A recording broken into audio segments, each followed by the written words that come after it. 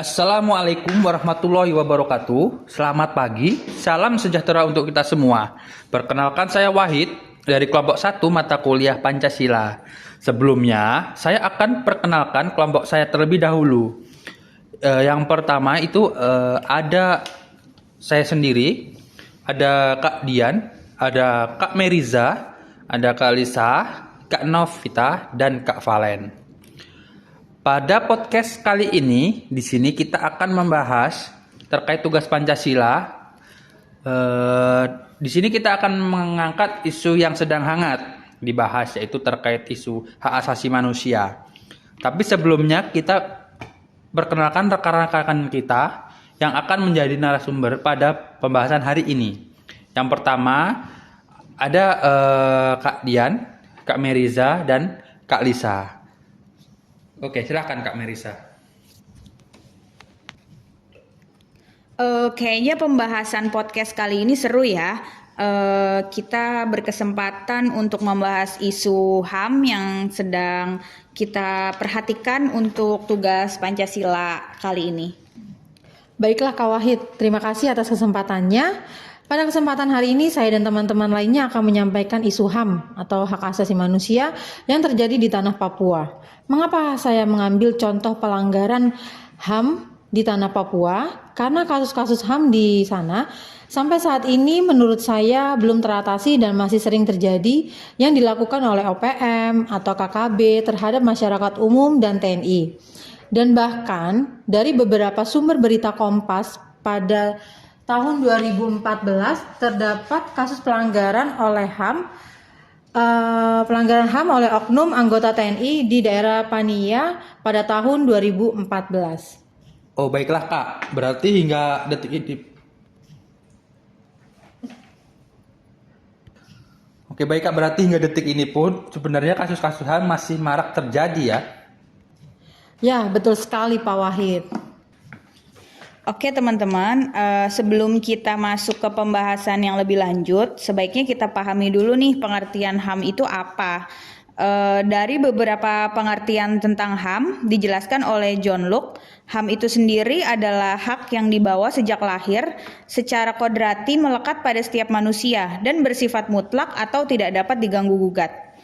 Ada juga menurut Prof. Kunchoro Purbo Pranoto, hak asasi manusia menurut beliau itu hak yang bersifat asasi atau hak-hak yang dimiliki manusia menurut kodratnya tidak dapat dipisahkan dari hakikatnya sehingga bersifat suci.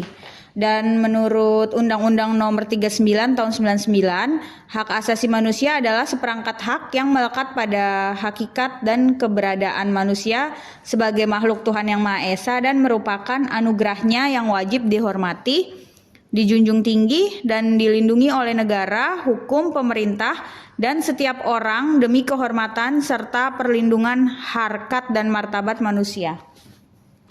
Wah, luar biasa sekali penjelasan dari Kak Meliza ini. Jadi HAM itu sendiri sebenarnya hak yang bersifat mutlak, kodrati yang dibawa sejak lahir, diantaranya hak untuk berekspresi, hak untuk hidup, dan masih banyak lagi ya. Baik, kita kembali lagi ke topik pembahasan utama kita tadi, yaitu isu pelanggaran hak asasi manusia yang terjadi di Papua, yang disampaikan Kak Dian dan semuanya. Sebenarnya sampai saat ini yang kakak semua ketahui tentang HAM di Papua sepertinya apa?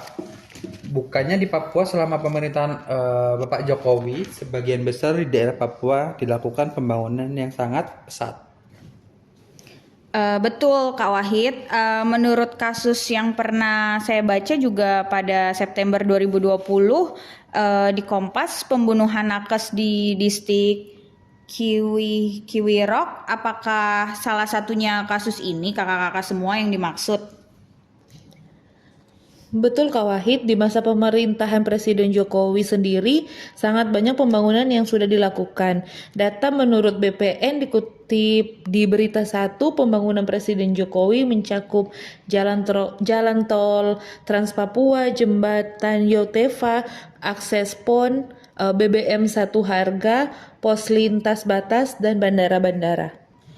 Saya menyambung juga pertanyaan dari Kak Meriza. Sebenarnya tidak hanya kasus pembunuhan terhadap nakes, banyak juga nih kasus-kasus sebelumnya. Kasus pembunuhan nakes yang menyebabkan Suster Gabriela meninggal dunia sebenarnya dimulai dari pertempuran sebelumnya dari KKB dan TNI dan berlanjut ke kelompok KKB menyerang di layanan-layanan pemerintahan di distrik Kiwirok.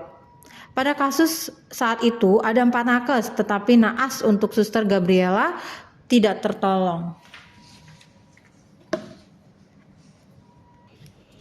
Kasus-kasus lain yang kakak-kakak ketahui selain penyerangan nakes tersebut, kasus seperti apa lagi ya yang pernah terjadi terkait pelanggaran hak asasi manusia yang kakak-kakak ketahui? Oke, kasus-kasus di Papua yang saya ketahui pada saat yang saya kutip dari kompas.com yang pernah terjadi selain kasus di atas, diantaranya ada kasus Wasior 2001 yang dilakukan oleh OPM yang menewaskan 5 brimob dan setelahnya anggota mencari dalang pembunuhan dan melakukan hal-hal kekerasan pelecehan kepada masyarakat. Ada juga nih kasus Wamena 2003 diawali dengan tewasnya 2 anggota TNI dan dibawanya amunisi dari para korban, sehingga membuat aparat melakukan penyisiran di daerah tersebut dan ada intimidasi ke masyarakat. Berikutnya ada kasus Pania dan masih ada beberapa kasus lainnya juga. Dari kabar berita The Conversation yang diterbitkan 13 Juni 2022 yang berjudul Riset Kelompok Separatisme Dominasi Aksi Kekerasan Sejak 2010, pemerintah perlu introspeksi diri dari hasil riset yang mereka lakukan 2010 sampai tahun 2022. Banyak kasus pelanggaran HAM dilakukan oleh KKB, 226 kasus, warga 69 kasus, yang tidak dikenal 18 kasus, TNI 22 kasus, Polri 13 kasus. Baik, tadi pembahasan sebelumnya kita singgung pembangunan-pembangunan yang dilakukan oleh Pak Presiden di Papua sudah merata. Tetapi kenapa pelanggaran-pelanggaran hak asasi manusia masih sering terjadi? Sedangkan di sisi ini Presiden sebenarnya sudah menerapkan implementasi pengamalan Pancasila, yaitu terkait keadilan sosial bagi seluruh rakyat Indonesia. Oke. Di Pancasila juga disebutkan kemanusiaan yang adil dan beradab. Mungkin rakyat-rakyat Papua, khususnya KKB, merasa di daerah mereka masih dianaktirikan dan belum merata untuk keadilannya. Di mana pemahaman mereka bahwa dinamika konflik dimulai antara KKB dengan pemerintah sejak tahun 60-an. Yang disebabkan oleh karena mereka merasa ingin memisahkan diri dari Indonesia karena mereka menilai pemerintah Indonesia telah merenggut paksa tanah Papua lewat referendum yang direkayasa yang akhirnya menimbulkan berbagai permasalahan baru. Oke, luar biasa sekali diskusi kita pada hari ini. Narasumber memberikan pemaparan yang sangat lengkap dan jelas. Cukup menambah wawasan kita dalam hal pemahaman Pancasila dengan kasus-kasus hak asasi manusia yang sering terjadi.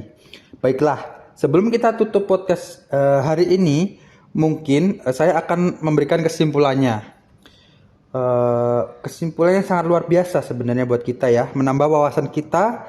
Tetapi sebelum saya tutup, saya akan memberikan kesimpulan terlebih dahulu bahwa sebenarnya kekerasan pembunuhan yang terjadi di tanah Papua itu disebabkan oleh pemahaman mereka terhadap tanah Papua itu sendiri, yang dimana menurut mereka Indonesia merebut paksa tanah Papua untuk referendum sendiri, sehingga meski sudah banyaknya pembangunan yang dilakukan oleh Bapak Presiden saat ini, yang menjadi tugas pemerintah yaitu lebih penting untuk membangun pemahaman tentang sejarah Papua itu sendiri. Dan supaya tidak didominasi oleh KKB. Sekian, terima kasih podcast pada hari ini.